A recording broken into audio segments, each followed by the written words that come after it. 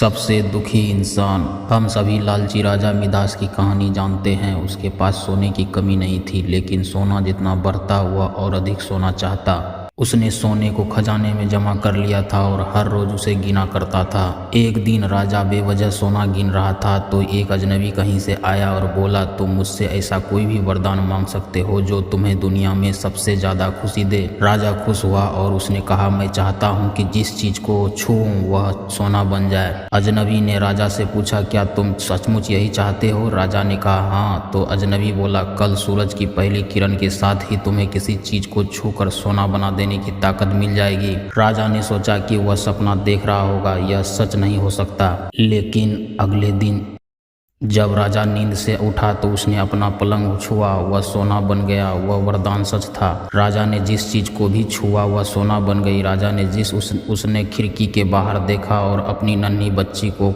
खेलते पाया। उसने अपनी बिटिया को यह अजूबा दिखाना चाहा और सोचा कि वह खुश होगी, लेकिन बगीचे में जाने से पहले उसने किताब पढ़ने की सोची। उसने जैसे ही उसे छुआ वह सोने की बन गई। वह किताब को पढ़ न सका। फिर वह नाश्ता करने बैठा। जैसे ही उसने फलों की और पानी के गिलास को छुआ वे भी सोने के बन गए। उसकी भूख बढ़ने लगी और वह खुद से बोला, मैं सोने को खा और पी नहीं सकता। ठीक उसी समय उसकी बेटी दौड़ती हुई वहां आई और उसने बाहों में भर लिया। वह सोने की मूर्ति बन गई। अब राजा के चेहरे से खुशी गायब हो गई। राजा सिर पकड़कर रोने लगा। वह वरदान देने वाली अजनबी फिर आया और उसने राजा से पूछा कि क्या वह हर चीज को सोना बना देने की अपनी ताकत से खुश हैं? राजा ने बताया, वह दुनिया का सबसे दुखी इंसान है। राजा ने सारी बात बताई। अजनबी ने पूछा, अब तुम क्या पसंद करोगे, अपना भोजन और प्यारी बिटिया या सोने के ढेर और बिटिया की सोने की मूर्ति? राजा ने गिड़गिड़ा कर माफी मांगी और कहा, मैं अपना सारा सोना छोड़ दूंगा।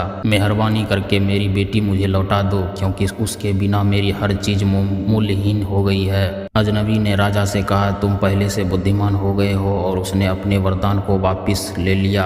राजा को अपनी बेटी फिर से मिल गई और उसे एक ऐसी सीख मिली जिसे वह जिंदगी भर नहीं भुला सका। घटिया या विकृत जीवन मूल्यों से दुख ही मिलता है और कई बार इच्छा का पूरा होना न पूरा होने से बड़ा दुख बन जाता है। अगर कहानी पसंद आया हो दोस्तों तो लाइक, सब्सक्राइब एंड शेयर जरूर करें।